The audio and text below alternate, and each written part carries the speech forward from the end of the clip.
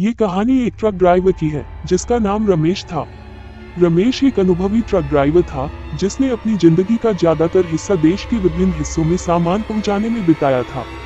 एक बार उसे रात में एक सुनसान सड़क से गुजरना पड़ा जो एक घने जंगल के बीच से होकर जाती थी। रमेश ने सड़क की स्थिति के बारे में सुन रखा था कि वहाँ अजीबोगरीब घटनाएं होती हैं, लेकिन उसने कभी इन बातों पर ध्यान नहीं दिया। उस रात उसने समय बचाने के लिए उसी रास्ते से जाने का फैसला किया। जैसे ही रमेश जंगल में दाखिल हुआ, उसकी ट्रक की हेडलाइट्स अचानक झपकने लगी। उसे लगा कि यह कोई तकनीकी समस्या है, इसलिए उसने ट्रक को सड़क के किनारे रोका। लेकिन हेडलाइट्स बंद होते ही उसने देखा कि सड़क के किनारे एक सफेद साड़ी पहनी हुई औरत खड़ी थी। रमेश ने सोचा कि शायद कोई गांव की औरत होगी जो मदद मांग रही होगी। उसने ट्रक की खिड़की से बाहर झांक कर पूछा, क्या आप हैं? आपको कहीं जाना है? लेकिन उस औरत ने कोई जवाब नहीं दिया।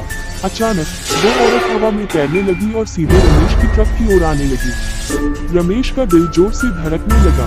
उसने जल्दी से ट्रक स्टॉप करने की कोशिश की, लेकिन ट्रक स्टॉप नहीं हो रहा था। वो औरत अब ट्रक के बहुत करीब आ गई थी और उसका चेहरा अचानक बेहद डरावना और भयानक हो गया। रमेश ने डर के मारे अपने हाथों से अपना चेहरा ढक लिया।